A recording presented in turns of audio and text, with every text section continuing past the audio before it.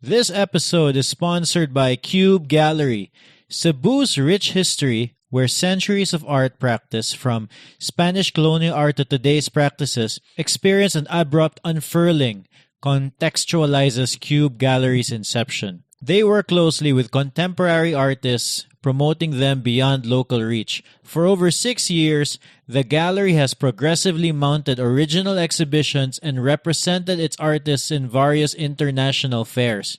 Still on view at Cube, Kita, Part 3. It's an art exchange program spearheaded by Celso Pepito and curated by Radel Paredes. The word Kita, which means we, both in Filipino and Bahasa, signifies the solidarity from different artists whose common love for art and friendship knows no boundaries. The exhibition is currently open to everyone.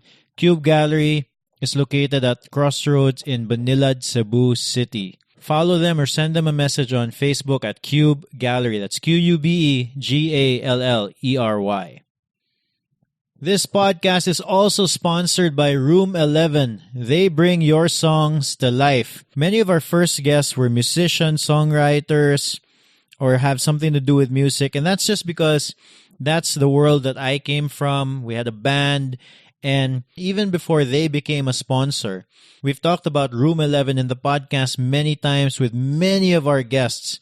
In fact, one of my favorite Zerothreetwo Conversations episode was recorded in Room 11. That's when I got my band together.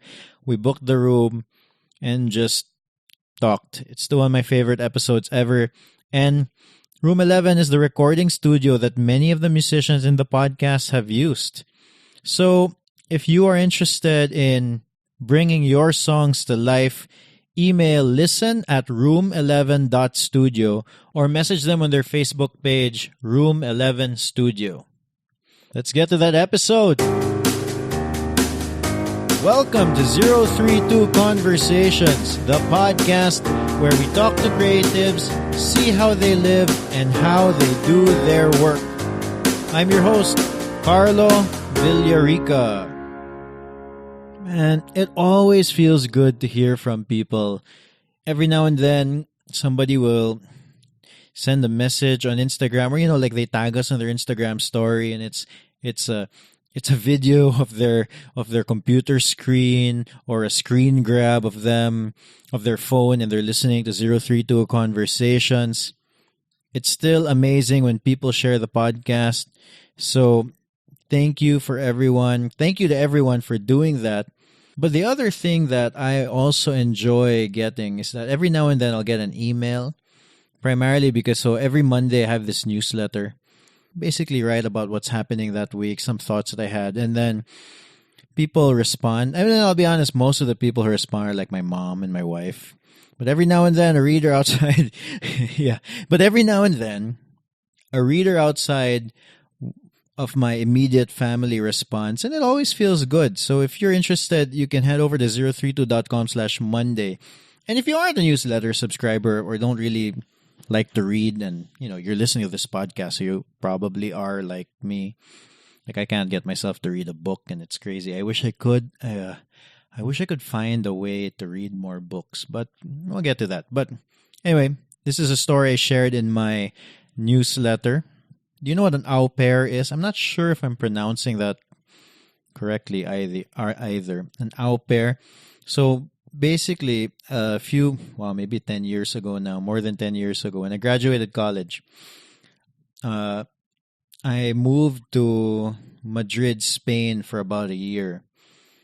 And when I was there, when I was first there, I took up like Spanish classes and everything. And then I remember my parents gave me spending money. I think they gave me money that could last like a month or 2 months. But after that, I needed to find a job and, pay for everything, pay for my rent, my food, my laundry, everything. And then at some point, I was looking at the classified ads in this expat newspaper. And then one of the ads was looking for an au pair. And then the description was something like, walk the kids to the park, speak to them in English, take care of them. And in my head, I was like, yeah, I can do all of that. I'm great with kids. And, I speak English really well. It's like Spain, I'm not sure what it is like right now, but, back then, people put a premium on trying to learn English. So that was my differentiating factor. Like I could speak English really well and everything. So I called the dad. That number, it was the dad. And then he was really nice, just talking to him. He was asking me some questions and we were talking, and then he's like, "Oh, your English is great." But then at some point towards the end of the conversation, he was like, we were hoping that we would hire a female. We're actually looking for a female. And then I realized, oh, au pair means yaya. It means nanny. And I was like, oh yeah, okay. Anyway, I shared that story in the newsletter because I went through this whole thing that the wife and I are gonna try out not hiring a yaya, not hiring a nanny for our two boys. And fortunately, we both work. We both have flexible schedules. But I don't know, it doesn't make it any easier. So we're going to give it a try. We've gone through this roller coaster of hiring a yaya and then losing the yaya and then hiring another yaya and then losing another yaya and hiring and lose. And then it takes its toll. So we've decided, you know what? Let's just try it. At least we'll get rid of the mental anguish of suddenly losing the person who's taking care of the kids. And then we'll see if we can do it. We've done it in short stretches before, but now we've made the decision to just really do it. And so we'll see how that goes. I'll update you. Yeah, but hey, if there's any parents listening to this who are able to juggle work with kids, I got my wife and I, we have two kids. And if you have any tips, where do you leave your kids if you need to work? I don't know. Is there a service out there?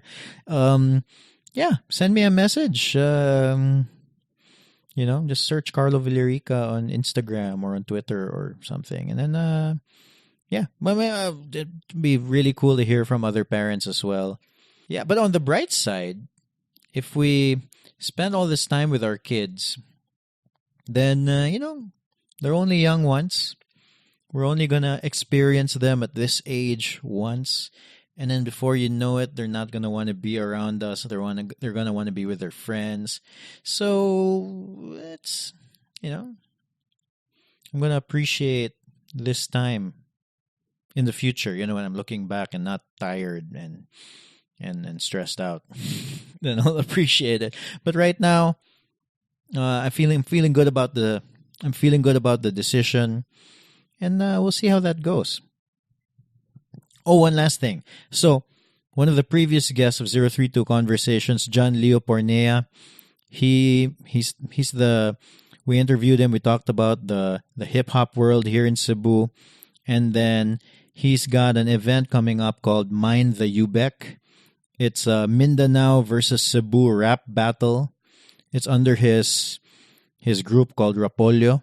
So they organize these rap battle gigs where if you search it online, Rapolyo rap battle, and something's going to come up like on YouTube. And it's cool because you get like a guy and another guy, and then they look at each other, and then they have like 2 minutes to hurl insults at each other. And then it's fun. So it's happening August 3 at Holic Live in Mango Square. For more information, visit facebook.com/Rapolyo Cebu. Put it in the show notes. All right. And then for this episode, our guest is Luis Quibranza III. He's a songwriter. He's a producer, writer, editor. I first encountered him as the frontman of Bethany way, way back. I think it was one of their first gigs in Outpost. We talk about it in the podcast.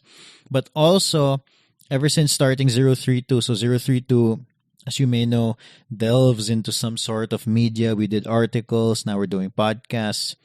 So I encountered Luis there again. He's the lifestyle editor for SunStar. He's a music guy, a lifestyle guy, a food guy, and first of the millennials. He sent me this. I don't really know what first of the millennials means. Maybe it's like in that age. I'm technically a millennial. I'm like one of the older millennials, depending on which website on Google you believe. Anyway, talked to Luis Quibranza and we reminisced a lot about music, but also talked about media in today's internet landscape and what it's like working for a huge media outlet like SunStar. So if you want to hear about that, we talk about it. I'm very interested. I'm interested in media in general.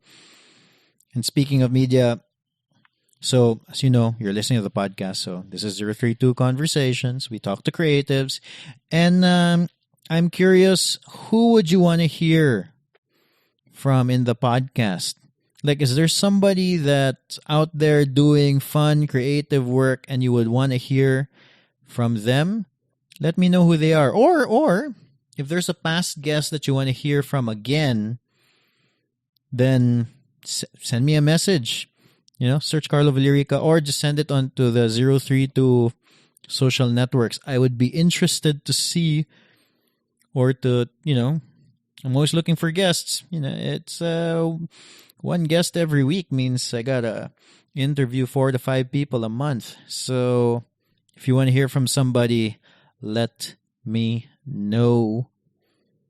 And a little teaser, some of the future guests that are coming up, I'm particularly excited with too.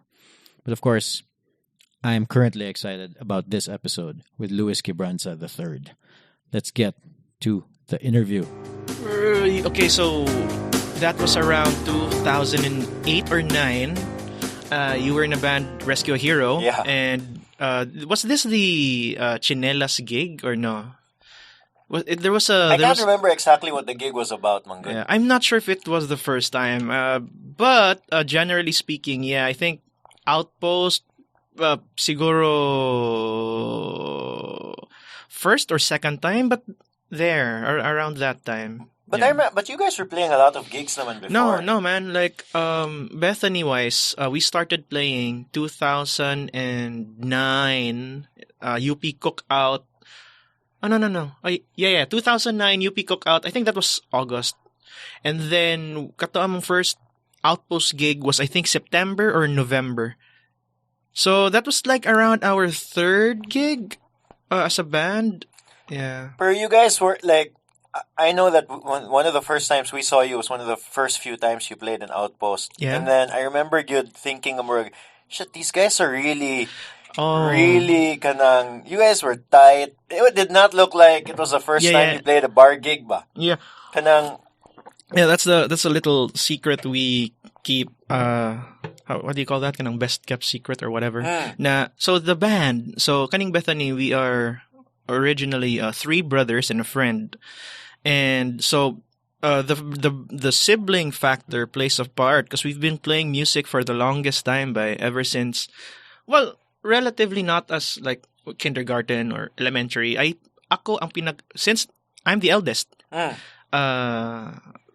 I learned to play the guitar when I was second year high school. So that's what, 14 years old? No? And ang lingaw ato ba? Because I remember this. I tried learning guitar thrice before that. When I was younger, because my dad had this really nice looking Yamaha guitar at home, and I'd pick it up. So your parents? Oh yeah. So you had music in your life. It's the whole family of musicians. Ah, okay. So if I may, that's really nice to grow up in. Yeah. If I may backtrack lang, my dad was this whole singing champion. These contests these days like American Idol or Tawag ng Tanghalan or something. So my dad used to be that back in the 80s. I think 86 for I think GMA or something. Oh, ba? Yeah, ba. So. And my mom, her granddad or great granddad was an orchestra composer, if that's what you call it. So we'd kid around. Now, so dad gave us the hardware and mom gave us the software. So ever since then, but the music was in us when we were kids, but I was busy playing Nintendo or doing something else. And then pag first year by high school, so peer pressure, I had classmates who knew how to play the guitar. They were playing, I remember this that was the heyday of Soul Searching by Urban Dub. Oh, okay. Right? So people were playing the riff na, dang, dang, dang, dang, dang. And I was like, inspired / what would be the word? Not envious. Not envious in the sense of, it's in the really negative sense, but it pushed you forward. Yeah, I was talking to myself na, I have a guitar at home. And I can't play, so it's time to learn. So immediately after first year, second year, I learned. And then fast forward, the brothers learned. And then the final pagidan is we all play in church ministry. So we have this church background where we play once or twice, maybe then thrice a week. That's a lot. Yeah, man. So from a skills standpoint, we were getting our hours. And Bethany was our way of like, you know what, let's do music outside of that. Let's explore what we can do outside of that environment and just, like push the envelope. Like, let's see how far we can go and stuff. So we enjoyed it. I mean, it was fun. Yeah, it's fun. We're still doing it now. Yeah, that was like what, 2008? 2008. That's 11 years ago, 10 years ago. Ay, nako, my God, grabe, like the years are a traitor. Or I don't know, like wala lang, like you just look back and it's just the years, they just fly by. Oh yeah. Yeah, man. I mean, in a way, that's one thing that I'm kind of envious of, by like kanang because like kami, we were a band. I was with my friends. Yeah. They weren't my brothers, but they really may as well have been. Yeah. Because we were really good friends, ba? Yeah. It's just that I miss playing with the guys, and then nobody's here. Yeah, I guess at the end of the day, it's to each his own. And if you find your groove doing one thing, you just pursue it and see where that leads you. I guess I don't know. I don't know much about what happened to you guys, but you. Some of us in the scene miss Rescue Hero, right? All right, here's the thing. So we did. There was this meme or thing mga months ago, kanang 10-year. What is that? 10-year challenge. Yeah, I sent that to the guys. Grabe. Like, okay, so these were bands back in the day, Folk Fashion, Bethany, Undercover, Grasshoppers. I really wanted to go. Nalang yung timing, like we had a family thing on that night. So we were like, dude, Rescue Hero na lagi kuha nga ni. Yung 10-year challenge na gani. I sent it to the guys. I was like, bye. Tanawa good ni. I mean, nothing happened. Like, everybody just had to move on. And then everybody, like, kanang flew out to... Yeah, but it's great. I mean, look at you now. You have, like, 2 kids, right? Oh, yeah. I have 2 kids. 2 kids. Jason has 2 kids. Oh. 3 coming. See, Jason just ordered ngoyong from me like Seriously? few months ago. Like, hey, Matt, sure. Ni-order siya sa among page. Like, hey, can I order, deliver? Tubag ko diretso nga. Abay, si Luis ni. Oh, why problema? And he was like, oh, imo din ibay. Oh, sige, go. Yeah. I sent it. Yeah, kasi, see? So, like, from banda-banda, negosyante na. Like, no, but I think that at least for me my stint in that music scene, it's what kanang I met so many people doing that. And then I wouldn't have met them otherwise, but I don't know if it's the same thing for you. Yeah. Well, you're in media, man said good. So media also kind of does the same thing. Well, okay, so I have the family circle, I have the church circle, I have the media circle, which is a huge one, and then the band circle is also something else. It's a entirely different thing. These are people na really good people na you don't meet kung like kako sa media. Like I meet the good people as well, pero there is more of the business, entrepreneur, corporate side.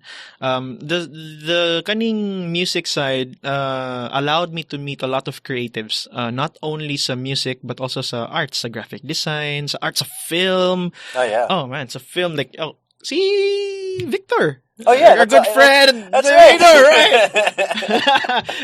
Did he shoot for you guys? Wala. Pero katong sa may paranormal. Oh, that's right. Right, we were in that film. We were in that film. We were in that film. So I know. like, amazing. You know, Victor shot a music video for us, but you know, it was still at that point where he was still figuring out what he really was as a director, and then he refuses to release.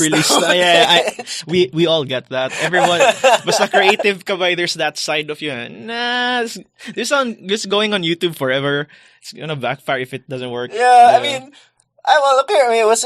Wait, we spent like a whole day, huh? Like we were in Rec Club. Saan masong katong Atomic? The one in My Paranormal. No. The one you shot a music video for. I don't know. I forgot. I have no idea. All right. But okay, so like considering that you guys are still playing now, and then you know, like compared to 10 years ago, have you noticed? Have things? Is there anything different, or in terms of like the community or the audience? Okay. So funny thing is, si Paulo, our drummer, is on a little personal hiatus. He's in New Zealand. Ah, yeah? Yeah. We don't really... Okay, so this is like the first public statement on this. So he's in New Zealand, but he'll come back like in a few months. So because of that, kanang Bethany has been borrowing or asking for the services or the help of musicians, our friends, sessionists, and so we've come across some the younger batch, and it's funny because they're like, "Bay, kanang thank you for the opportunity. College pa mi bay, waiting na mo pa mi now." And I don't know what to feel. If I should feel elated or I should feel like discouraged. Like, oh my God, man. Like, we're that old? And he's like, "You're the OGs." And I'm like, "No, we're not. Like, Urban Dub's the OG." Like, there's an age gap thing going on. And so yeah, 10 years, Bethany-wise, well, we're grateful. You know what they say? The reaching the top, you have to take the stairs. Like, there's no elevator to it. The only thing in a nutshell, I'm grateful for the upward trajectory. Like Bethany, even though it's slow, there's an upward trajectory. We did not like just move sideways, or we did not bottom out. Like, just baby steps. We released an album. We toured, loosely using the word, toured that album.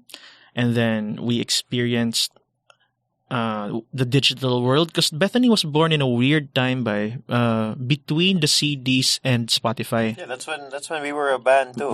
So we're like learning all this digital stuff along the way ba? I actually feel like, especially now, if you're in music, in a way it's a bit easier because there's a blueprint all of a sudden.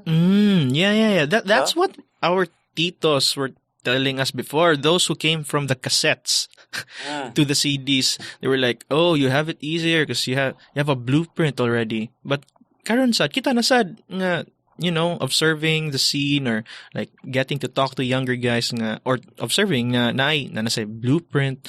And I learned a lot because si Angelo, our guitarist, sessions for Mandawi nights. So there was one time na I got to crash their practice because Bethany was also practicing the slot before.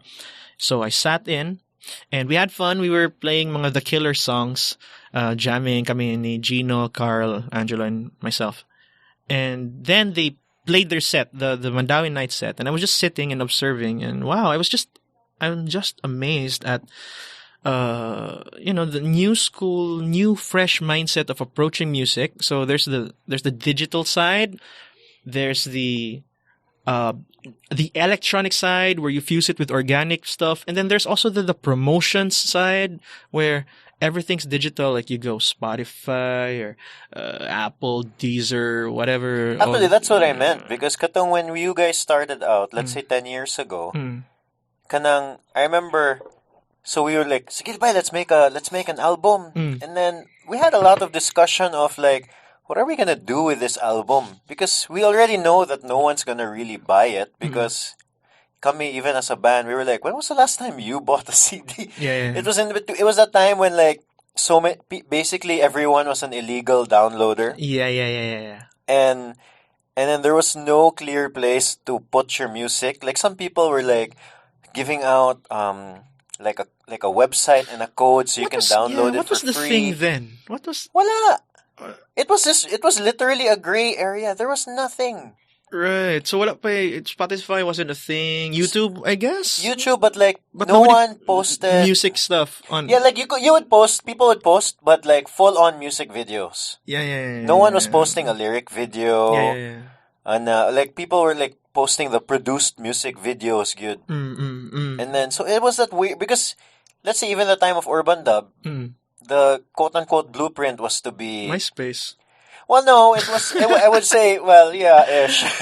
No, but I think it would have. I think the blueprint was like get signed by a record label Oh, at the time. Yeah, definitely. Oh, Yeah, man. I mean, I don't know if it's a fortunate or unfortunate thing, but Bethany, we approach our, if you could call it a career, music career, still with that a hint of that mindset na just work your way to the top and eventually someone big will notice you and just help you with the stuff or whatever.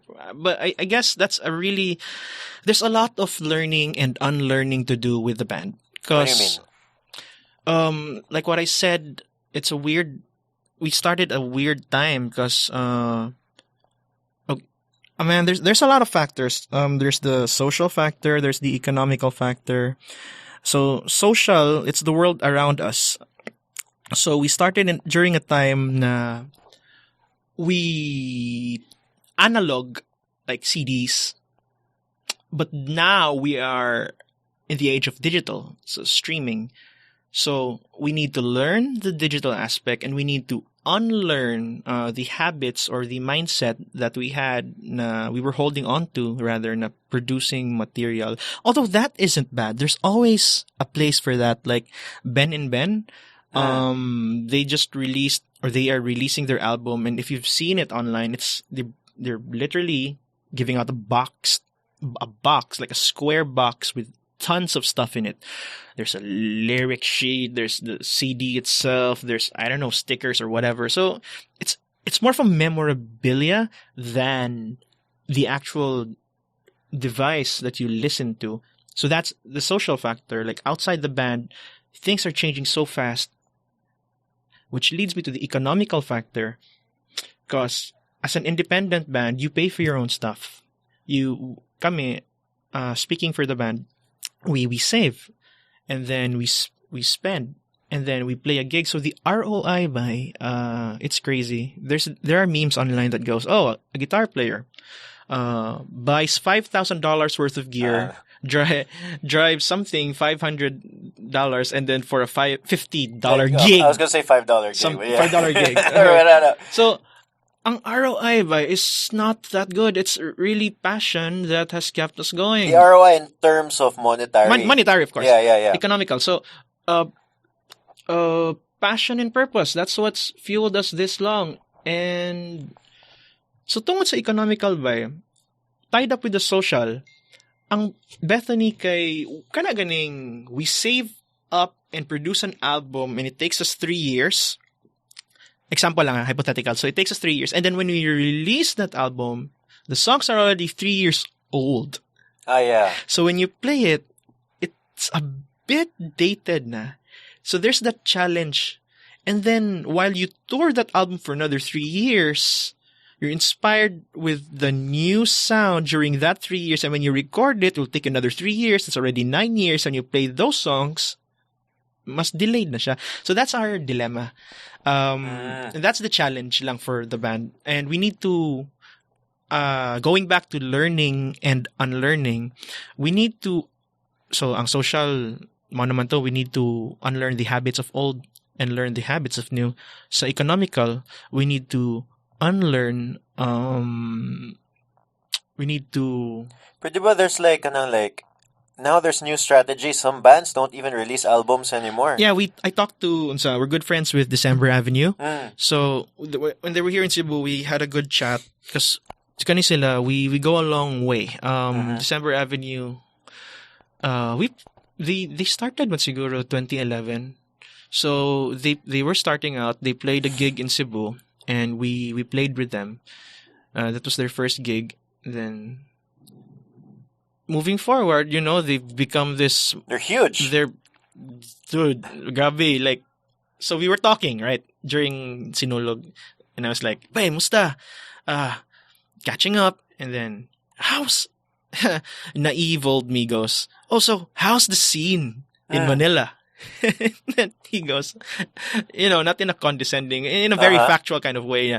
Oh man, like we haven't played bars for so long. Like, all right, because you do the touring thing. They're like around. So, but also, if they play a bar, they fill up the bar really easily. For sure, yeah. Yes, but what's the question again? Kalimot nun ko da. I was just wondering.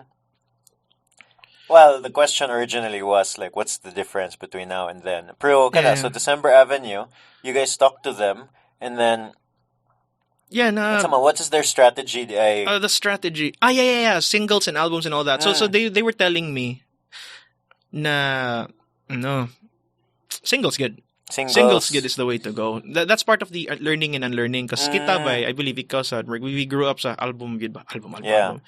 And then karon. Singles naman, Post Malone releases this, and bam, 100 million views, and we're like, say hustle anyway, man. And then, so he goes single, but then there's si Alex Lim.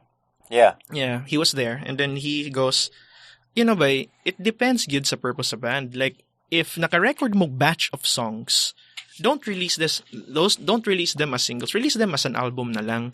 Kay if you release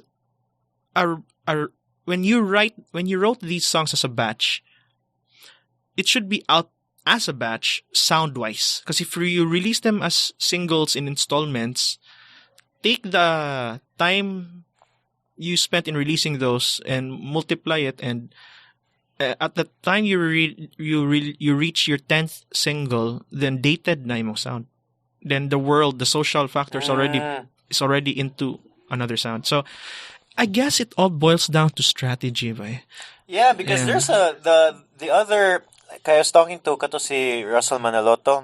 Onya, what they're doing, ba, is they're sitting on a bunch of songs right now. They're releasing it one by one. So his explanation was, you release a song, you promote it, you push it, and then eventually, once that whole cycle is done, then you can release another song, and then you do it again. Yeah, I guess it's different strokes for different folks. Kay mo gina strategy ba kay si December Ave before, they were telling me na EP daw. Tulo ka EP nya equals album. 369 add 2 more songs album. So in ana lang yun, like ang Bethany lang, if I don't know about the other bands what works for them, but definitely I believe na musicians or artists today need to consider na gyud the power and the efficiency of a good single. Yeah.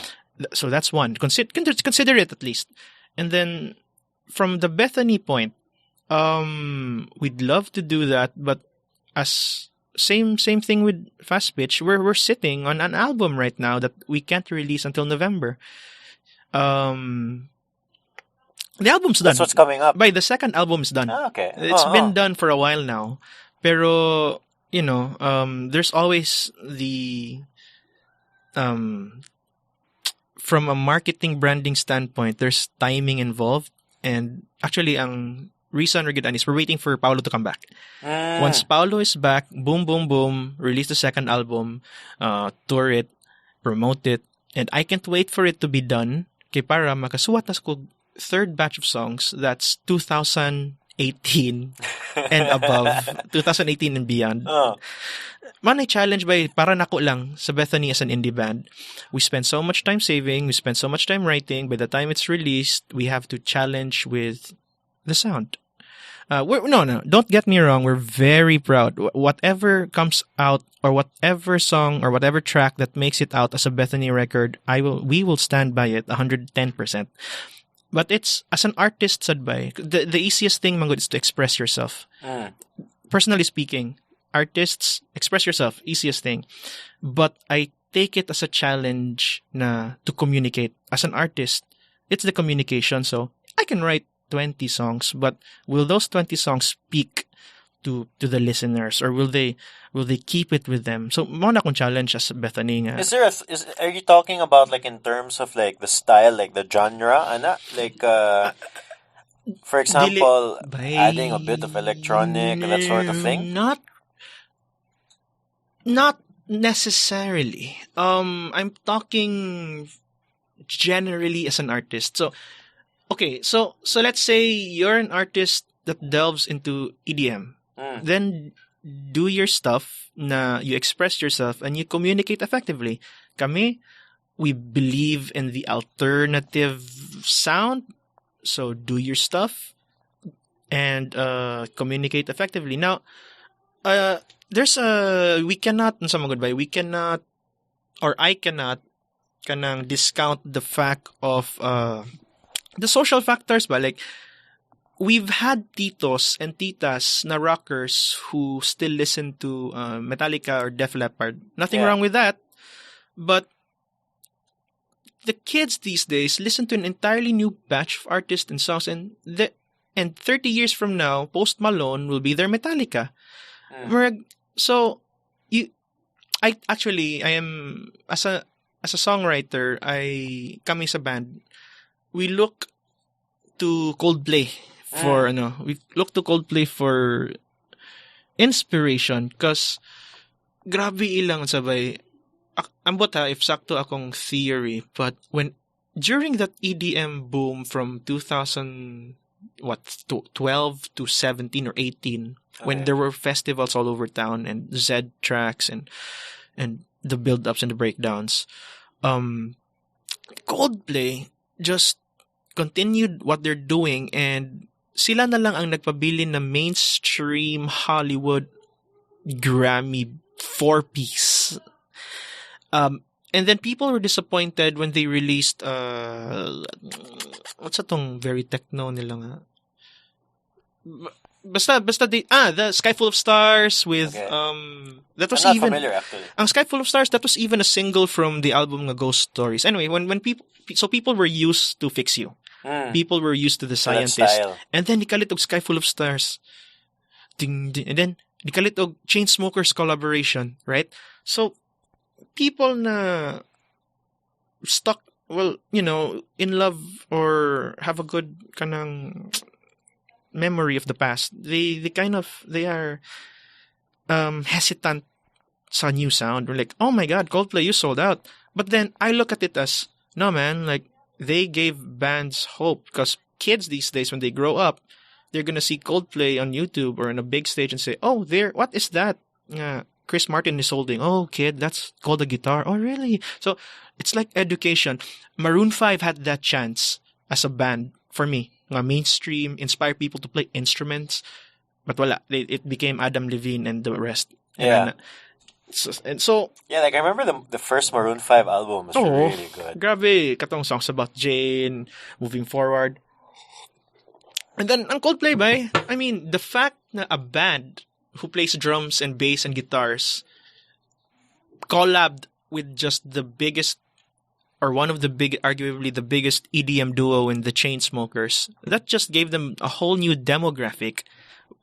The message remained the same. Their purpose remained the same. They just infused a little bit of the new, and mo na siya. Like, ano ko pasabot? Like, expressing yourself, it's so easy. Pero to be able for Coldplay to transcend 2 to 3 generations, they had their cycle with Fix You and The Scientist, kita na.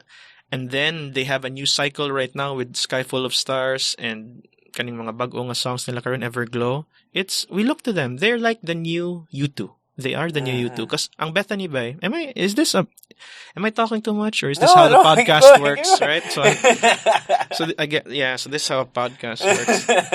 So no, I'm curious because like Bethany, this is a very unique perspective for me, because the way I approached it was when we were a band was literally we totally did not care like about about mainstream, about what was the sound, ana. Mm. We would just play, and then in terms of what felt good to us, Mm-mm. that's what we would end up playing. Mm-mm. And then what felt interesting and fun, that was our approach. I'm not saying it's better or worse, Yeah. but then so I'm kind of curious because it seems like you've thought about Yeah. the sound in particular. I guess that's also our Achilles heel as a band. Kay we think too much. Like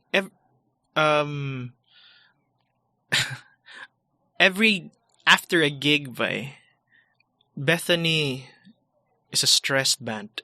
Really? Cause After the gig? after a gig, because we'd be looking at each other and thinking of what we could have done better.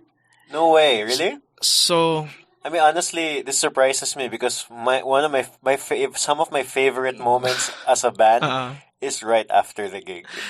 yeah, okay, maybe I'm stretching it too much. But siguro 60-40. Oo. 60-40, Look, like, kami ba, like, after the gig, oh, boy, remember that part? Like, we're just high, ba? We're just high. Kadang-kadang, like, it Yeah. could be a bad gig or a good no, gig. I think by kanang mo lagi na like strengths and weaknesses, pros and cons. Pros na mo, igsuon mo tanan. Easier.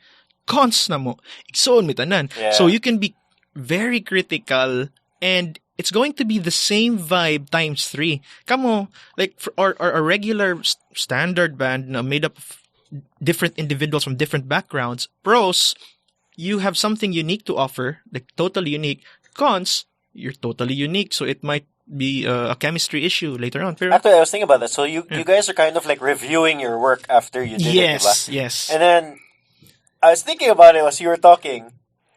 Kami, Rescue Hero, we were never as tight or as clean as you guys, for sure. So, like, in a way, I guess it showed in your music because it was kanang, when you guys played a gig, it really was, it sounded really good, like night after night after night. Thanks, man. Yeah. So, I mean, I know kami, we were a lot more loose No, but in terms of playing live. I don't know about loose because it's like it's subjective. Like, do you know nga na theory ba sa what makes Led Zepp kuno like the sound sikat is that the vocalist sings in advance gamay, the guitar player plays on time, and the drummer lags a bit. Lagi, yeah, So it's yeah. not, I guess, pros and cons kapon. Depends on what you think is tight. Anyway, basta ang Rescue Hero by, all I remembered was it was good songs. That's what's important, actually, if you're tight or not. And then, you had fun. It was so fun. Like, I remember kanang so si Marcos pa ni mo sa una with his, like, effects and all. Yeah. Ay, Like nako. using it in totally not musical ways. Non-conventional ways. Yeah, man. Pero, yeah. Bethany is a work in progress. Mo na siya, learning and unlearning. Yeah. Di ba you guys signed recently with Tutu Tango? Yeah. What does that mean Yeah. these days? Sige, go. Because back then, like, record label, they would fund you, they would, We're very literally do everything. So we've been independent, paying and playing and promoting and producing our own stuff for 10 years. And then there was this opportunity, si Katsuki of Tutu Tango Records talked to us and gave us the opportunity na, Beth, not verbatim, like I'm paraphrasing. Yeah. So she goes like, She calls you guys back. yeah, so she goes something like, Beth, kanang, we like your songs, we like your sound, and we're not gonna force you. We respect artists and what you want to do. You want to pursue this on your own, my problem, but we want to help. So she offers us kanang a set of deals na more custom made ba. Okay. And then we talk sa band na one quote that rings true till this day is if stupidity is doing something again Over and and over again, again. yeah, and expecting a different result. Yeah. So when I started the podcast, I said, Bethany, upward trajectory, baby steps. But then, we've been doing it for 10 years. We've been doing the whole, ako sa bagay, kapoy na ko gamay. So, Bethany, I'm the vocalist slash producer, booking agent, road manager, and it just took a heavy toll on me na ba? Like, and then suddenly, there's this opportunity to partner. It's a collaboration. It's a collaborative thing with Tuto Tango. So, katong going back to Katsuki's set of deals, so we picked the maximum deal, which is record label artist under them. And they were happy. We were ecstatic as well. We talked to our friend, well, not really friend, family. We talked to our family, close friends, mga former partners, and they supported us also. Nana sila nga, Bethany, you do what's best for you and stuff. So we partnered with Tutu just very recently, and what this means for us, there's a weird thought going on magod nga when you sign to the label, mahal na mo. Di na mo invite to gig kay mahal na mo or something. No, what it basically means is we have a team na somebody who will book the gig for me instead of doing it myself. Somebody who will take a good picture of the band instead of me going out to a friend and asking him or her for a favor. All those little things, no? Somebody doing an event poster. All those little things, there's a community. And the best thing about this community is it's a community that has full confidence in you, right? So when you work in such an environment, it's very kanang positive vibes.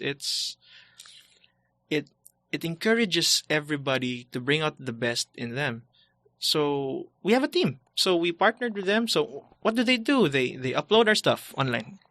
So Karon, all you have to do is focus on the stuff they upload, and then afterward they give a report kung pilan inyong pila ka views, revenue wise, and then they'll shoot music like we shot 4 live performance videos in their studio in one night that we are releasing slowly during the course of the year. We've released 1 already. There are 3 more to go. Now, if you'd ask me if we did not sign with such a label, no, could we have done it? Recorded 4 live performance videos absolutely free in one night? Oh my God, I don't know. You could, but it hago kayo. I don't know, man. Like I can't imagine. You can't imagine it. No, because I guess you can imagine. Before, so I can imagine. I guess you can imagine it from a logistical point of view. Yeah, no, because when you said like even just to take a picture of the band, and then I realized, oh yeah, that's actually really important. And then I was thinking back, who used to do that for us? And then I realized, we only had photos when like our girlfriends would go. Yeah. And then it was fortunate that like one of them, say Mel, Jeremy's wife, kanang she took really good photos. So like we had some photos, some gigs when she was around. Yeah. But then there's if you're playing a gig a week, there's a lot of missed opportunities there. But and even something as small as that, that's actually really small. But like kanang. But then you put up all the other things, kind of booking somebody who's doing the booking. If you want to organize your own gig, you want to be able to market it a little bit, put up a poster, you need a graphic designer. Doing that, katong you're recording the live performances. That's, I mean, if you were not part of any record label, that would be like, okay, now I have to book a sound engineer, get a space, get all the instruments together. So many things. Yeah, but I guess a lot of it, or a lot of the decisions that we make today, have a lot to do with age, right? Well, yeah. Kay, mo na siya ba? Like siguro if I was fresh out of college with a paycheck and nothing to pay for, like no loan or whatever, then I would probably organize those nga, hey, bye, can you shoot this for us? Namiga my budget. Hey, can you help us with this? That was how we started, but it was not sustainable. It was, No, but even if you were like a, let's say, a new college grad, whatever, mm, then just hearing you talk, but it was very unclear to me because in my head, you could do all those things by yourself, mangyud, mm, diba? mm, But as to the speed mm. of which you can do it, all of a sudden you're plugged into a system that's all there already. You get what I'm Yes, saying? yes. It's all there na ba? If So if you're like brand new, like a brand new band, you're young, you're in your early 20s, just graduate and you want to do everything. Mm. It's a long process to get all of that together, each project. yeah, true. I think unsa sad bay. I mean, not for anything else. I think it's also a Bethany challenge. Like, okay, do you blame? I'm talking to ourselves. So, okay, Bethany, do you blame your 10 years of? Do you blame your 10 years? I mean, all the good and all the not so good in it, because you weren't efficient enough. Okay, that's, I think, a little too much credit. I think Bethany has to be better at writing songs. So, ano man, because if you have a good song, if you have a song that you believe in and it works, everything falls. Everything falls That's for true, you. though, yeah. So, I guess we can't always blame the system or whatever. You just have to do your job. I mean, talking to Bethany, but No, talking but to it's myself. easier. yeah. It's easier to do your job if you have that system in And place. that's where Swerte came in with Tutu Tango. Because, to have actually a community say, we believe in your stuff. Do you know, like, do you know how amazing that is for an artist? Okay? Yeah. Because artists, we do our stuff and then people don't get you sometimes. Like, what is that? But ikaw, as an artist, I believe in this. And then for someone else to say, not just one person, but an entire label to say, oh my, we believe in that song. The lyrics that you, kanang inana was more, wow, thank you for the encouragement. Thank you for the support. Let's do this. And wala siya, what they're trying to do right now is they have si Tutu Tango for the longest time are gravitated towards the singer-songwriter pop songs, acoustic songs. So they're now delving into the bar gigs, the rock shows, and they started this thing, the grit, Grit music, yeah, diba? grit music, a series of. I've been to 3. We've played 2. They've already had 4, and it's good feedback after good feedback after good feedback. It's amazing. I don't know where these guys get their power.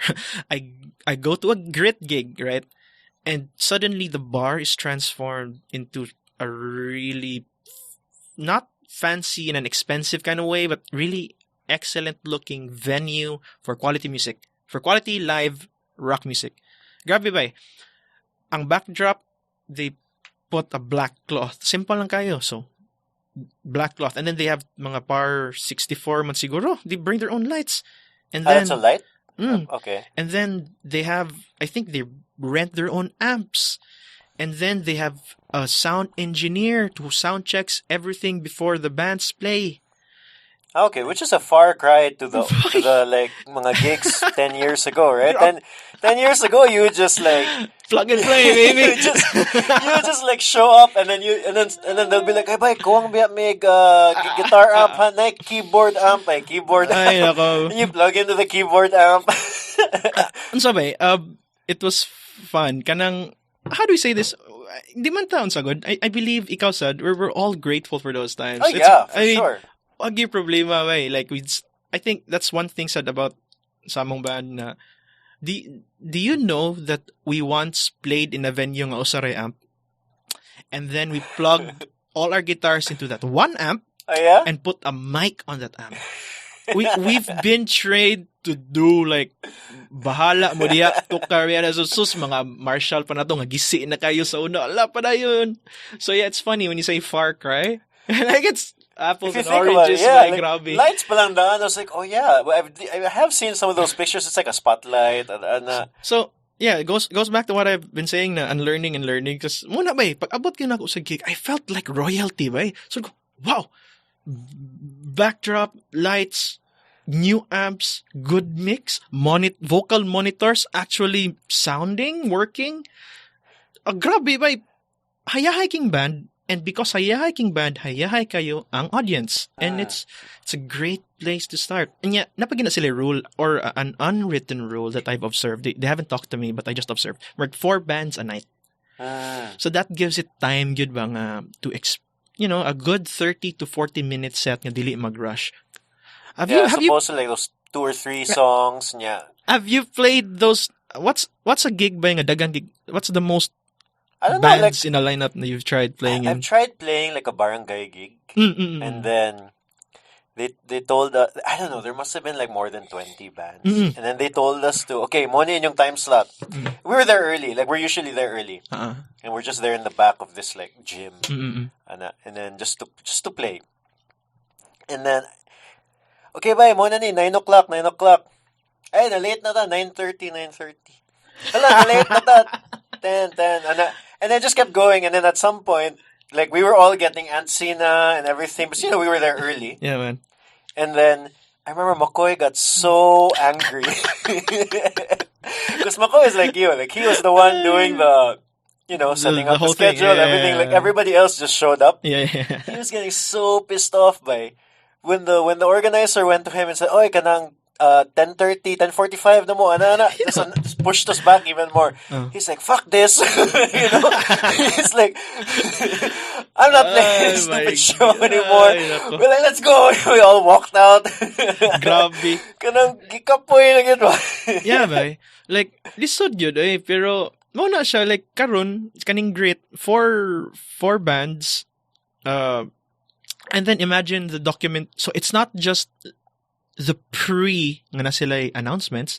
It's not the during, the production-wise, even the post. If you follow their page, they have documentation. It's simple lang, photos, but really good photos. Na watermark. Each band, they get shots of the drummer, which usually doesn't happen.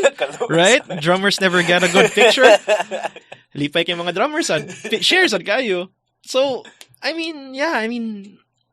There's great. an honest to goodness effort. There's an honest to goodness effort from that community, and we're glad, ecstatic, encouraged to be a part of it. And we want to do our part, to do our little part in advancing Cebu music. Kay, if you think about it, I guess you have to go through those kanang murag not so glamorous. As a community, community, like, you kind of have to figure it out because no one's really doing it in the beginning. Of course, in the beginning, it starts off as quite simple. Like, let's just do a gig. Yeah. And sabay, like, it's tempting for me lang ba, it's tempting to think na, to approach it like in a fraternity kind of way na, oh kids, you're complaining about sucky amps? We played with sucky amps before. I mean, I think okay ra nga mo improve. Like if arte ang kids today of amps and stuff, yeah, sure, but in the right place, in the right time, and verbalize it in the right way. Okay, we can't always. I mean, personally speaking, I don't think it's healthy na to approach things nga more in a fraternity ba nga. Di mo mutok ka ni kay batig mic, kami magani sa una kaya na baka nang kami magani sa una baka mindset. I kind of don't like the. Because it's always, if you look back, it's always more romantic. Yes, it's always better 10 years ago. Yeah. I push back on that good a lot. No, I don't know. Yeah, I read this. Kinsa man to ha? I think it was Kiyosaki or something. Robert Kiyosaki, who says nga, I don't even know if it's him, pero we listen to music. Why do we listen to music nga kanang, when you check your playlist, it's like 10 years ago or 15 years ago, because it's the music daw that of during a time in your life when you felt most alive. So we have to battle with that. Kanang, like what you said, we've been pushing the romanticized moments of the past, a little nostalgia here and there. It goes back to the unlearning and learning thing I've been pushing. Like, it's healthy, man. I mean, you should, si Rizal ba to or something who said na, to be able to move to the future, you have to be able to look to the past. I mean, it sounds very Confucius and whatever, but it's true. So, it pays na we remember our days of sucky amps, and then we move forward with really good cabinet amps or something. Like, lang, like, it's just I don't know, being excellent whatever time you're put in or whatever. Yeah. Well, with that in mind, Baiba, I also wanted to talk about SunStar, of course. Yeah. Because how long have you been here? Oh, yeah, we're in the SunStar studio. Yep. My first time in the office. It's nice. It's nice to see like people working. Yeah. Wish we could like show you a video or photo or stuff. It's the SunStar newsroom is recent lang ning a renovation, probably a year. So yeah, me sa SunStar, let's say a decade, 10 years. How'd you get your job here? I've been a happy-go-lucky kind of guy ever since. I don't know if it's a good thing. Anyway, so pag college ba, I picked SunStar because I studied in University of San Jose Recoletos. It's just 1, 2, 3, 4, 5, around 5 to 6 blocks away from SunStar. So I figured, ari ko mag-internship? Kay dool ra kayo. I didn't pick it kay it's the best. Although, you know, I was a Freeman fan before, tungod sa subscription. So they'd bring Freeman to our house and then mga trivia and puzzles, you know, not knowing the grand scheme of journalism. I just liked the puzzles. And then I remember first year college, gitur mi sa CDN. And then I was also inspired because CDN's pitch was, we're the only independent. Tanaw ko sila newsroom. Bang, wow, 7 people with this operation. I like the challenge. May tira niya. That's like a more lean operation. Kanang, you know, gritty kayo ba? I like this. And then, pag college, nilayo mo na CDN na naman sa SM. Yeah. And I'm like, oh, okay. SunStars, you know, they have nice paper, nice color, sikat, and it's near. Go. So, nag-internship ko diri, pero by, since high school, passion na gina ko ang writing. When I took like some sort of exit interview sa high school, the father rector was like, oh, cool, you're taking up mass comm. Somebody who won't take engineering or nursing. Like, I was the odd one sa bunch. A bunch of 250 students probably sa batch. Passion akong writing. Fast forward mass comm sa USJR. I took my internship in SunStar. I enjoyed it so much. Shout out to my editor then, si Lynette Ramos, who allowed me to just be myself. I wrote nonsense stuff, like just feeling things and just sharing things in either humorous or witty ways. But she allowed me to publish these things online sa youth section namo. So you didn't even make it to the newspaper at first? No, it was the newspaper, but it was in the youth section that came out every Monday. Actually, rotation ko nila. I wrote for kids, I wrote for business, I wrote for unsa. So, pero I found my groove with the youth section because it was just, very just. Well, you must have been 20 or something. Yeah, so kind of mga musings, bye-bye. And not just musings, like I wrote stuff from vacations to food to our old car nga kanang guba og tambutso. Right? I wrote stuff like that. Yeah, lingaw ra kayo, basa mga tao, share mga tao. Oh my God, fun. Fast forward by pag-graduate na ko, graduation's March. It was February and the SunStar offered me a job. So ako sad as a fresh grad, and it's like a little success story ba nga. Wow, you were offered a job even before you graduated. Diba? It's very kanang encouraging. Is it hard to get a job here? Yeah, ba? Wait, SunStar or SunStar? Yes. I've met people along the way who constantly ask me if there's a writing job open. Kay, there are a lot of passionate writers out there na walay kanang avenue, or is that what you call it? Avenue. So, it's hard to land a job here. I guess it's because there's a number of slots. It's a number of slots thing actually. And, you can only one newspaper a day. You need, just a number of writers, but you don't need a fleet of writers. How many writers do you guys have here? Well, we are in the stage of reorganizing the structures employees, but siguro you could say my team is around a pool of 3 writers. Three to This is 4. the This lifestyle. the lifestyle soft news team. So, but it wasn't just a SunStar thing then. It was a life thing now. The fact that you were offered a job before graduation. So like, Yeah. oh, yeah, Merg, that means I'm good at something. Yes, please. So, nag-school pa ko ba eh. I'd report to SunStar and they'd pay me by the hour. So, so I'd get a check weekly. Di ba, Merg, it's such an accomplishment ba for me then. Yeah, if you're in college and you're getting a Di ba, paycheck. Merg, cool kay ba? Nya, paguman, fast forward ba eh. I found my groove. I wrote 6 years. I lasted 6 years. And then I submitted my resignation letter. Amo ba? Yes. Oh. So pag year 6, wala na, you can only write so much. Like, it's the same paragraphs and the same alphabet. Also, yeah, you were saying like you only need so many writers for a newspaper a day. And when you were saying it, I was like, that sounds really hard to release a newspaper a day. Maybe by na-desensitize na ko diri, pero kanang unsa gyud, that's how we work. And of course. it came to a point na my mind just couldn't operate anymore. It was numb. I tell my editor then nga, Miss, pwede ko musuwat sa roof deck lang. I'd bring my laptop. Yeah, she'd allow me at times because I just needed a change of pace, a change of space. And then I turned in my resignation letter, and this is where another success story or miracle, if you want to call it that, I want to call it that, happened because I submitted my resignation.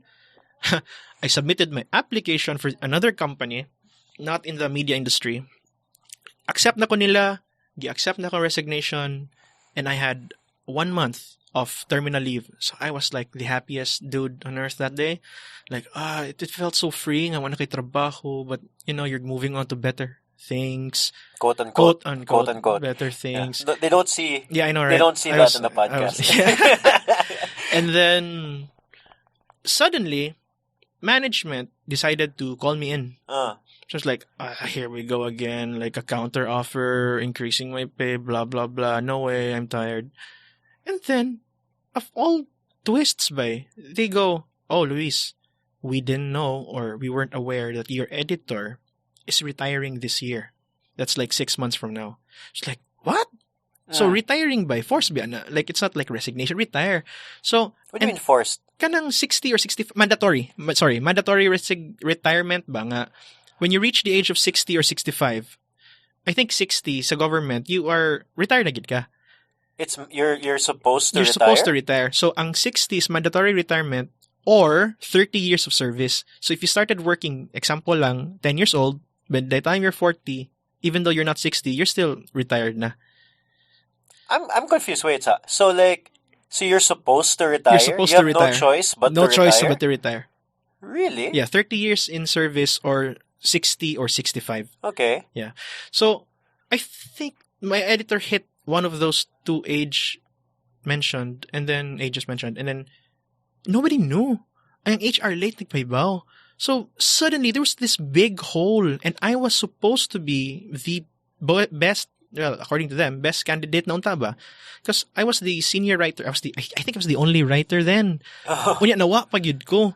And then there was that to be filled. So, I would assume that the editor job hardly changes. What do you mean by? Like generally speaking, like here in SunStar, correct me if I'm wrong. Sure. Like, if you're an editor, you're most likely gonna be editor till God knows when, like until you decide to not be an editor yes, anymore. I think that's how it works. Editor for until you decide when to resign. Or unless you're until doing a super bad job or whatever. that's like the worst case scenario. Or the company decides, you're fit for better things, so we'll move you to this department.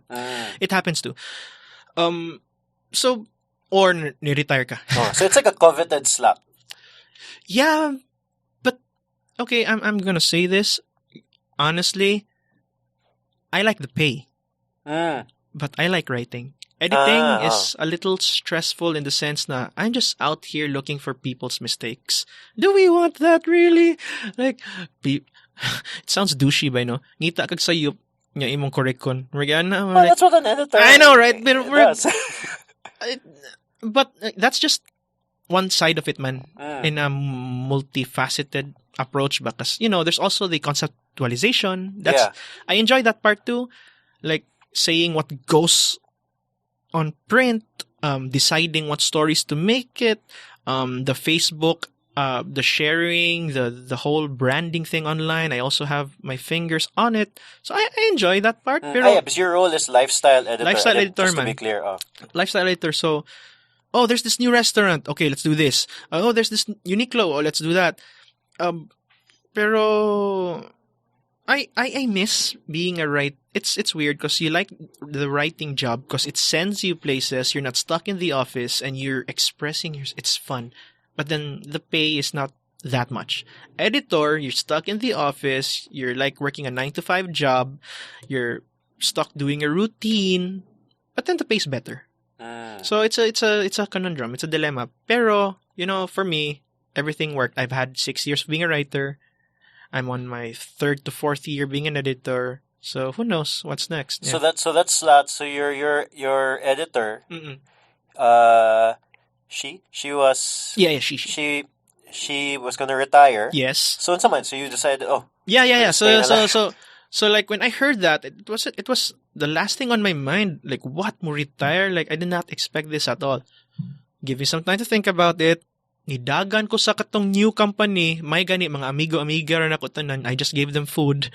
By sorry gid kay by kanang nipas na kog application and I was supposed to start in a few days, but sorry gid kay by this happened and these being my good high school friends, they knew where my passion, what I really do well, and they were like, "Bye, we understand.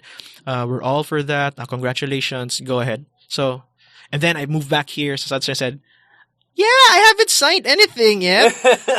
Let's do this. Go." So, extended. But you weren't you weren't assured the editor job yet at that point. Assured na ba? You were assured na. Assured na. Like, they were like, if you should come back, it's yours. So, I ran to the other company, said goodbyes, and then came back. You said that as a lifestyle editor, so you have a say in a lot of other things also. Kanang like katong the branding, So I know that like SunStar recently, or was it like last year or something, katong did like at least the newspaper itself did like a change. Rebranding. Okay. Yeah. That's talking about the newspaper redesigning. That's management. That's admin. Okay. Wala ko'y say ana. I just handle what's in my section. So sometimes people forget, no? Like, for me lang, people buy the news for the news, but people stay in the news for what I offer or what we offer as a lifestyle, the soft stuff. Like, so the headline screams, 2 people dead. Then you get it. And then you don't, like, people seldom like flip through all the news pages. They go to the middle and then they check where the horoscope or the crossword or the movie guide or the new food place in town. So that's what I do. That's what we do sa lifestyle. And I'm so happy to be, I'm blessed actually to be given this opportunity to be able to serve Cebu in that way. I've believed man goodbye because lifestyle gets a bad rap in the sense na, oh, it's the fancy jewelry and high fashion. It's the fancy 5-star dinners and hotels. Pero ako, I'm a believer na, lifestyle is, it's the entire demographic. From siomai sa tisa to caviar, we cover it all sa masa. The reading public ba? I don't want it to be snobby. I don't want it to be, so kami sa lifestyle here is a SunStar, or at least under my watch. We try to be all things to all people. Na katong street food. Katawanan kayo ba? We wrote we published a story, like a commentary about street food. Sad, because it was pretty big a few months ago. Oh yeah, a few weeks ago. With that whole Netflix thing. Whole Netflix thing. So we offered our insight. And then lingaw kayo na ng email ng mga readers, mga nag-feedback sila. So like even if I'm talking about Kwek Kwek, and it's still lifestyle to me. And that's what we aim to be.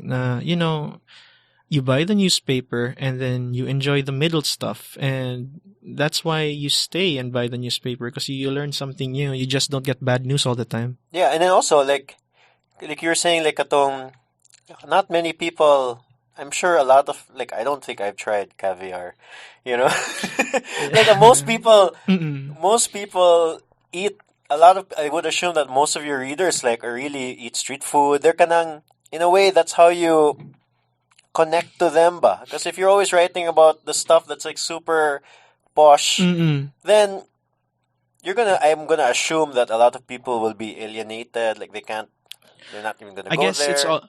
So without taking branding into consideration, I believe it boils down to execution, right? So I can't present street food. Okay, so I had a story about street food, but how will you present it? Execution. So if you did not present it in a newspaper worthy kind of way, then batin siya. But if you write it or present it in a visually appealing sort of way, then it makes the cut. So it's just execution. I could feature somebody from a taho vendor with a really good story to a university president or to a CEO of a company. It's just execution. Good photos, a good story, a good title. Yeah. Do you guys have like so diba, like, with the whole internet and everything, so let's go back 20 years and it was just a newspaper, SunStar, purely as a newspaper, and then now it's clear that a lot of people are also getting their news online. Do you have any visibility or a say as to what's happening? Like, what are your online initiatives for SunStar? I'm not in the position to like reveal official things about the company's movement, but I can say this: SunStar is past the bottom. What does that mean? Personally speaking, I felt like the company reached a point where it was really not doing well. Like what you said, the internet, the age of disruption. So everything was disrupted na. Like there's Facebook, there's social media, paper sales are dwindling a bit, whatever. But then, thanks to company management, they were able to figure out a way to juggle traditional media and social media. So some would argue na traditional is dead, social is the way to go. The company is not close to that, but we think that it's very improbable in the sense that that's where the strength of a community paper lies. Maybe kung national paper basically there's room for one. That's how the game works. SunStar is in a position because after 35 years, SunStar has rebranded itself as a community newspaper. So na SunStar Pampanga, SunStar Davao, SunStar Cagayan, SunStar Cebu. If you focus on that, then you have a business model for you as a community paper. So kami, encourage me, just do what you do best. Just do the newspaper, serve the community. Go hyper-local, serve the players nga unnoticed some national or whatever. Just keep doing what you're doing. And then we mirror it online. So that was the first phase.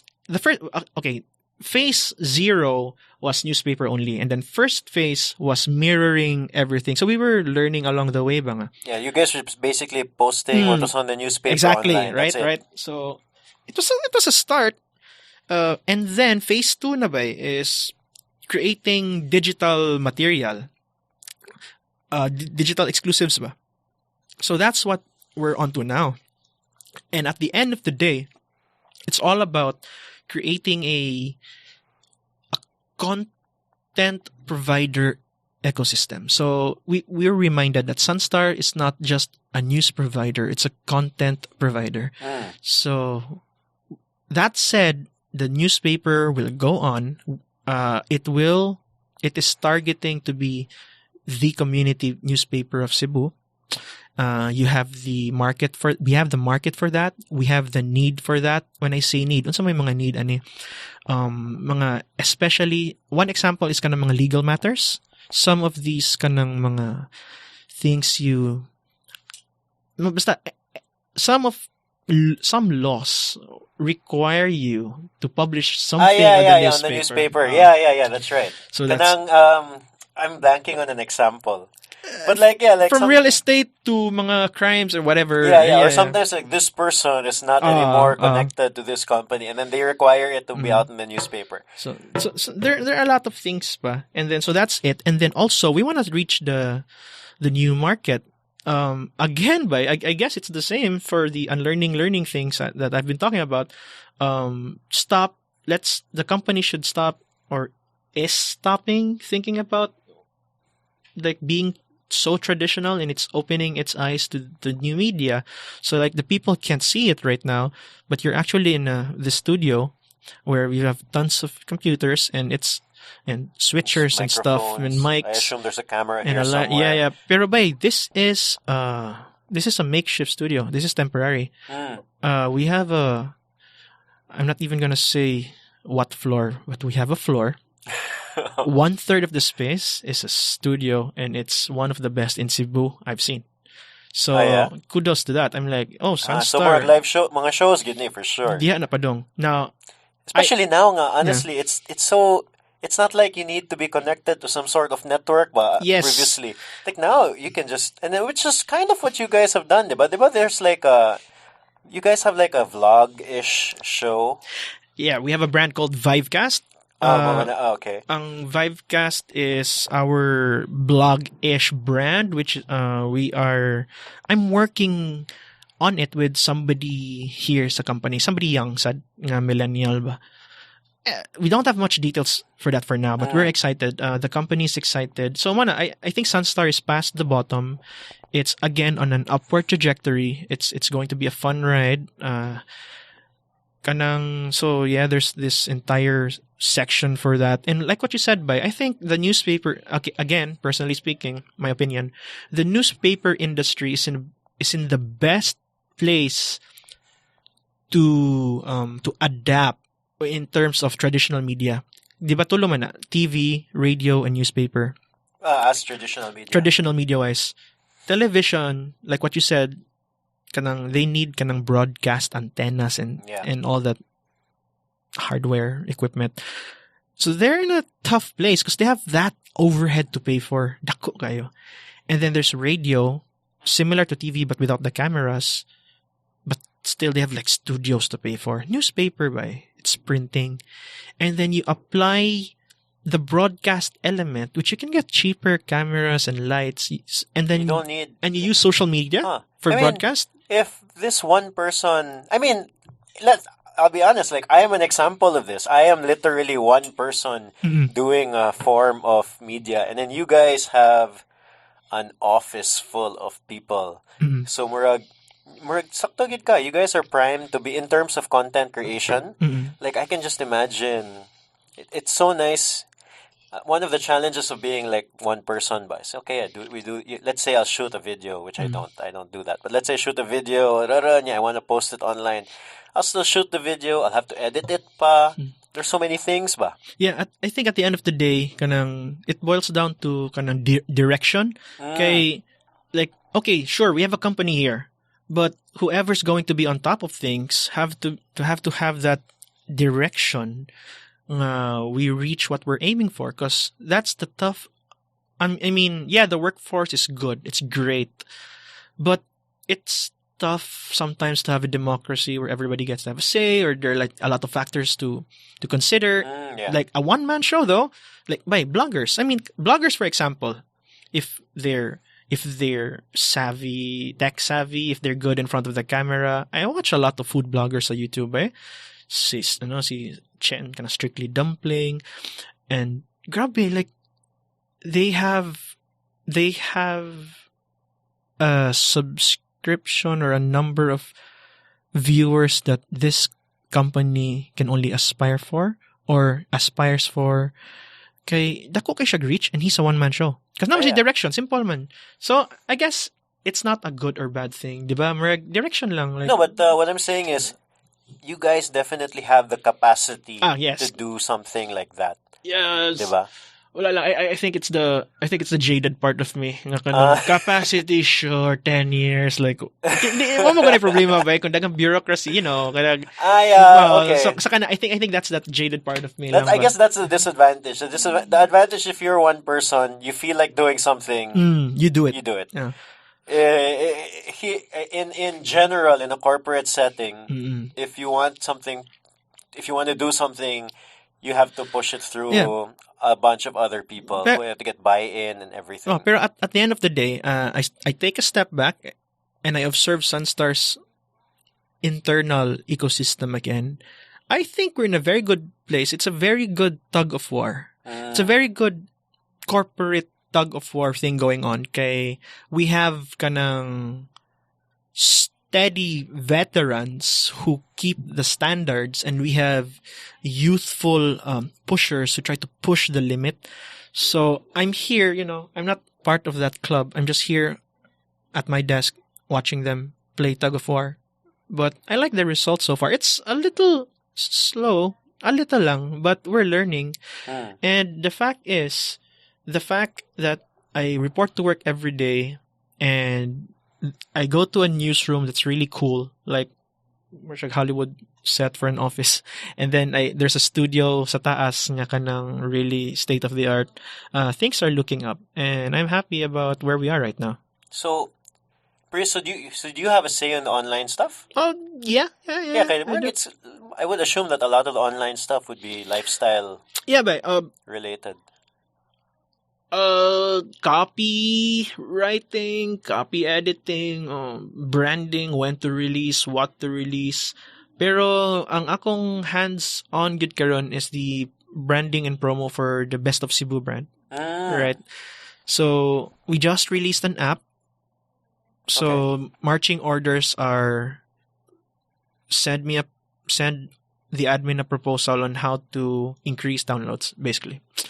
That's plan A, and then not plan A. That's directive A, and directive B is then promote the Best of Cebu brand and its party happening this July. Is the app there now? The app is online. It's online now. Yeah. So you just go to the Play Store or iOS app. Yeah. Sakto ba? Apple Store. I don't use an iPhone. What? Okay, that's a topic in itself. Really? So ka ba? Just use an Android phone. So you're like the anti-Apple crowd? No. I just have an Android phone. Okay. I can't get myself to buy an Apple, right? It's so expensive. Like, how much is like a phone? Like 20 grand? I have no idea. Yeah. But before... Well, yeah. Well, the newer ones right now are really expensive. But that cost the phones from 2 years ago. I have a phone that's 2 years old, but it's still very good. So I don't plan on upgrading for another 2 years. So I'm just waiting for the prices to crash. Because you get like an older iPhone. Yeah, or generally speaking, the market sentiment, but when whatever their augmented reality, whenever these things are a little common, then they can't price it as much. Then you can go for the premium phones, na affordable. Yeah, I don't know. I just have an Android. Apple. I'm not anti-Apple. Okay, pro Android. Ish anti-Apple. Okay. So you're doing the Best of Cebu. Best of Cebu. Yeah. I'm part of the committee. I'm, maybe you could call it a steering committee. So we meet twice a month, talk about the project. There's two sides to it. There's the awards body itself, like, who are the winners this year. And then there's also the organization part of it, like the app and the party, the annual party that happens. So I've been handed the task of branding and promo. Less branding, more promo. How does the Best of Cebu, in case somebody who's listening who doesn't know what it is, which is unlikely, it's basically like So Best of Cebu is like an annual awards The magazine, it is launched, it is published, the results are published in a magazine that comes out every December, and it recognizes the best performers in any industry except siguro government for that year. So example, karon 2019, December 2019, we will tell you the best mall, the best restaurant, the best movie house, the best chop suey, the best fried chicken of 2019. And then what's the process of like how do you guys know what the best is? All right. So we've been getting a ton of mail and a ton of questions. Oh, like how can I apply or something? It's part of our team, si Michael Carlo Lim, he had this answer na, oh, you just have to be the best. Okay, so I kind of like that answer. I don't get it, but I get it also, but kanang di siya specific. But the truth of the matter is, if people are looking for specific guidelines on how to apply for being the best, there is none, right? What that guy said, si Carlos said, is true. I mean, if you are the best, then you gravitate towards attention. So there's word of mouth. So the team itself, salig mi sa among investigation ba? Like word of mouth, what's the buzzwords or what's the trend these days. And then when we glean from that, you know, when we pick the cream of the crop, attention wise or branding wise, and then we verify it. So we rely on kanang an investigation by nobody applies for stuff. Yeah. So is it fair to say, like, let's say you guys, let's say burger. Yeah, go. And then you know okay, so and so said that this burger, this burger, and this burger is good. You have 3 burgers. So this is the verification process. Then somebody from the team, I assume, goes there anonymously, purchases a burger, maybe goes to all 3 places. I don't know. Let's talk pizza. Because that's exactly what happened. Okay, so there are tons of pizza places, right? And then we shortlist it to like, I think 3. And then, all right, so 3 pizzas. Then we pick kinsa sa team ang naay kanang na credibility sad ba? Like who knows their pizzas. So it's not just random dudes. Maybe we insert another random dude para naay like, you know, there's another taste, there's another vote. And then what you said is important, anonymous. We don't announce nga best of Cebu mi. Di mi magbabayad. We pay for our own stuff. We experience it ourselves, we taste it ourselves. And then para, you know, makita gini mo ba? Because that's the thing with media. When you announce that you're there, they serve you the biggest and the best stuff. You get the special. You get the special treatment. Yeah. Ba? So that happened with, you know, example, pizza. So we went around town. Well, when I say we, the company, I'm neither confirming nor denying kung appeal ko sa team. Oh, okay. But yeah, so the team went around town, tried the 3 pizza places, and came up with a vote. And yeah, and that's basically how it works. And there are tons of categories. It's not just food. There's you guys have a lot of categories. Yeah. It's crazy. Yeah, I used to question that before. Namatan ako sa editor nga, bay, anong, like, very specific. Like, can't we just be general nga best restaurant? Why do we go best kanang best lumpia or best chop suey? Can't we just, we don't have best chop suey, just hypothetically speaking. So, anong di man pwede general lang best food place, best restaurant? And then I think he mentioned something about giving everybody a shot. Because somebody asked me, Manggod, somebody else, bay, how do you make money? Like, from that business model ba? And of course, you know, you need money, but I told them, bay, unsa ni siya? It's like a CSR. It's like a giving back sort of thing for the company. It's a brand. Actually, it's a marketing thing. You know how marketing spends, right, at the cost of accounting. So it's a marketing thing. We spend a lot for this, and then just giving back to the people. Because it makes us so happy and it builds the brand actually. Yeah, for sure It builds the brand. Pero grabe, like there are success stories of businesses starting from stalls nga nidako na because of Best of Cebu. There are stories nga kanang nidaghan nila sales, or they're just stories nga people who are plain grateful for being recognized. It warms our hearts, man, and it's fantastic because I think batting average na mo by Mayo gyud. Like taste is subjective, but generally speaking, you ask people who've seen the results, they'd agree with you 95%. Yeah. Because I think at least because it sounds like you're very for lack of a better term, religious with the process.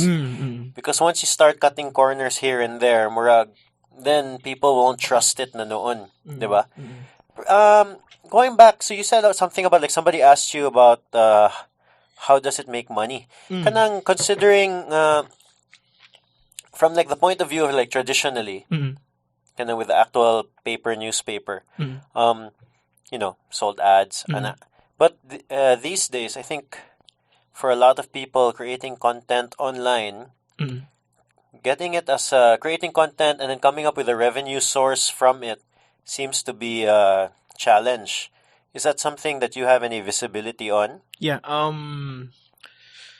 Would you believe na ads gyapon? Revenue-wise, a big chunk of the revenue comes from ads. Now, online ads? Management would remind us na, our clients or the market in general, it's not that they don't have money. They're just thinking where to put it. Now, we do earn from online.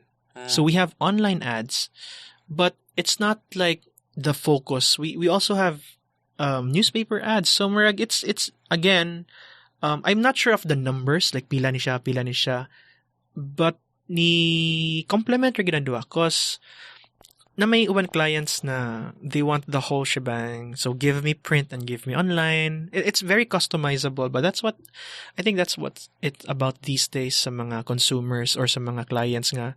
They want a marketing or a advertising package that suits them well. So, I don't need the print. I just need this spot on the website. Like, sa mga website karon, like, simple ra kay bay. Like, there's this kanang airline nga nagpa-ad for entire year.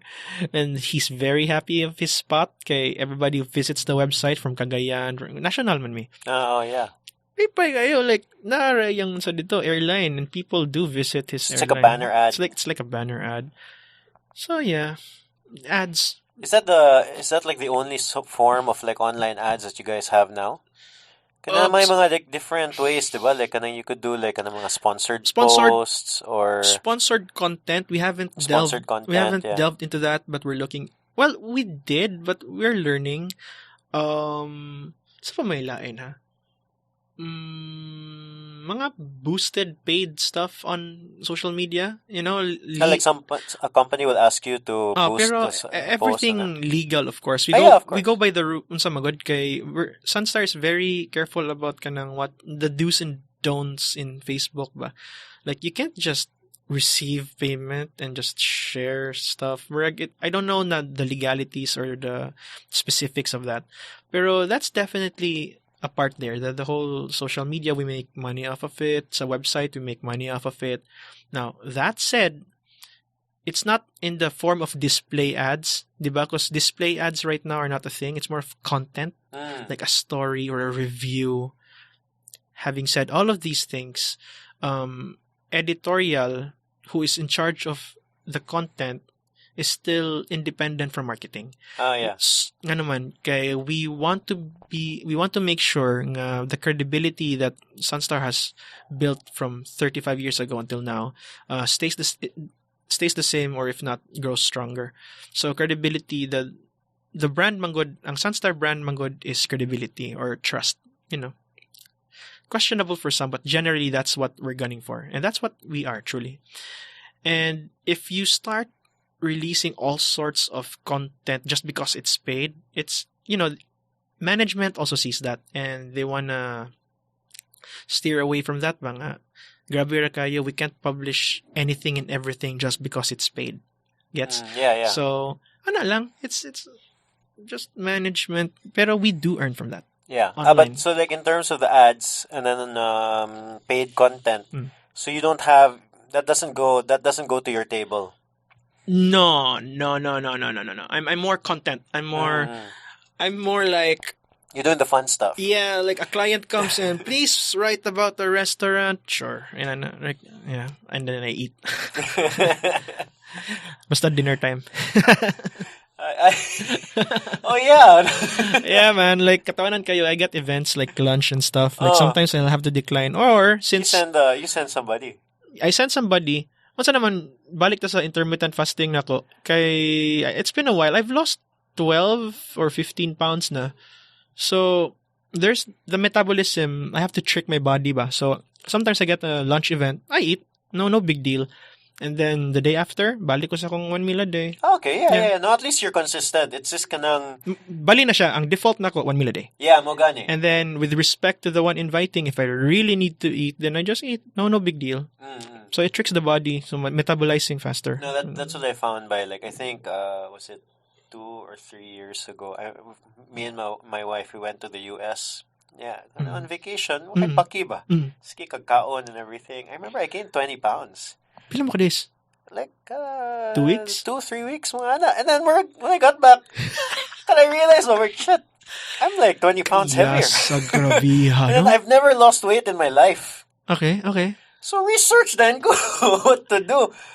So I remember I came upon this kanang the slow carb diet. Okay. Basically, no white carbohydrates and no sugar. But carbs aren't a thing there, diba? What did you have fun sa States? Like, what did you go crazy for? I just kept eating. Just like cookies here, burger here. I just kept high calorie intake. Okay. No, but when I got back I realized I needed to lose weight. Okay. So moto, I did the slow carb. It's basically no white carbs and no sugar. And then you get one cheat day Okay. a week. I did it for like a year. And so I it lost worked. it. Yeah, I lost all of it. Yeah. And then later on, I also started cycling. So now I'm still strict with what I eat. Not as much sugar as before. But I have a lot of cycling. Sweet tooth ba ka ba? Yeah, bye, grabe. So, same thing here. So, struggle ka na ako ang sweet. So, OMAD, 1 meal a day works for me kay... It's eat anything. Apparently, ba? If I may, again, overtalk. Yeah. If I may share. So, di ba, fasting, from the word fasting, it familiar ta because of religious connotations ba? And apparently, it freaking works. Like, it brings my mind, okay, it's weird. It brings my mind to a resting state where I'm more focused. So when people pray and fast, apparently they're more focused for some reason. When I fast I sit on my desk, or not on my desk, at my, there. Your table. It's a table. I sit from morning to late afternoon, not eating, so coffee lang. Because of my fasted state, my eyes sort of zoom in more to the letters. I'm more focused. Like, I tune everything out. I mute everything and I just focus on the work at hand. Because I remember before when I eat lunch, kind of feeling that you're so, I feel good. And then you don't want to work anymore. Like, you're too chill na. You have that midday, like, haziness. You're kind of sleepy. And then, going back, so sweet tooth and all, indulgent. Ang OMAD allowed mo ko to eat anything sa dinner. Oh, yeah. So, sometimes, like, like, only wings or, like, cakes or cookies or whatever. But, you know what's funny? And it's slightly frustrating for me. Ever since I've been on OMAD, so I drop by buffets. And then, it's surprising because karon 1 plate na lang kukutob. Even if I wanted to eat a lot, 1 plate na lang kukutob. Oh, yeah. So it's frustrating in a sense na, you can't eat as much as before. Loser ka ba? Nag-buffet ka, 1 plate, ba? Pero, I'm happy about it. You're healthier. Healthier, yeah. Yeah, no, I that's a big, because before, I don't know if you were like me, you didn't really think about what you put into your body. You get what I'm saying? Like, kanang... Yeah. But just kept going. Okay. You don't realize all of the negative effects it has. A lot of this, again, has to do with age. You know, when I realized nga mag-healthy ko ba? It's, siguro 2 to 3 years ago, I noticed nga my stomach was just like packing itself. Like, I'm not, this is like, ni slow ako metabolism, but I could see it with my own eyes. Like, this is weird. I have a stomach na. Regana ba? What's happening? And dako lagi, di lagi mo gamay. And then I realized, okay, this is it. This is the age. This is the age nga kalang where people, the titos talk about like gaining weight. So what na ba? Like red button reset, then go pop, reset button. Yeah, and you can do something about it. Like, it's actually not that hard once you just get over the idea. Yeah, it's a habit thing. Yeah. Well, but I don't want to take too much of your time. I think we've been talking for quite a while already. No? Is there anything you want to add? Anything you want to say before we? All right. I guess if you listened to this all the way through, I'd like to thank you for hearing my thoughts out, checking this podcast. It's like what I said during the start. It's my first time doing some sort of thing, and I'm happy. Thank you, Ni Carlo, Zerothreetwo, thank you, mate, for hosting one. And I'm privileged and I'm thankful. And all I hope, guys, is you've learned a little something about what we've talked about. And check out my band. It's called Bethany, facebook.com/Bethany official.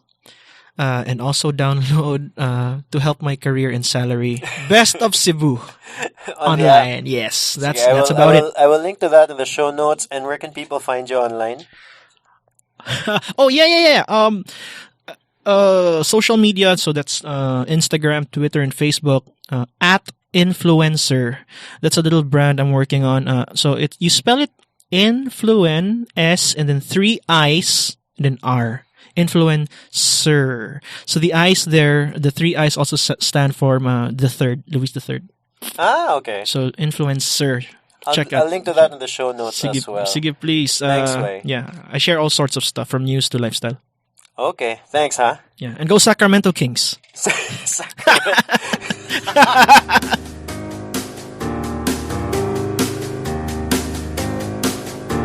All right. So like I said, personally, I was interested in what it was like to work for a prestigious media outlet like SunStar, especially in this day and age when there are so many other media outlets competing for everybody's attention. You've got, big media outlets like SunStar, but you also have a lot of these smaller bloggers. You have people like me who make podcasts. You have just your random influencer on Instagram posting a pretty picture. There's a lot happening online these days. So, always good to talk to Luis. Thank you, Luis, for having me. I really enjoyed looking around the SunStar offices. Maybe one of these days I'll go back there. Be fun. Thank you, Cube Gallery and Room 11, for sponsoring the podcast. The music from this podcast is Piano March by Audionautics. If you still want to support the podcast, the best way to do so is head over to patreon.com/Zerothreetwo. I'll put a link in the show notes. Yeah, we've got some exclusive content up there on patreon.com. And depending on what tier you choose to support, we have a $1, $5, $10 tier. You'll get free merchandise exclusive to Patreon members. Okay, and then, if you don't want to shell out the cash, if you still want to help, just share this episode on social media. The more listeners we get, the better chances we have of continuing to do this podcast. Anyway, I hope you enjoyed it. I appreciate you listening all the way through. I appreciate you. And I'm going to appreciate you again next Tuesday when we have a new episode. See ya. Ciao. Bye.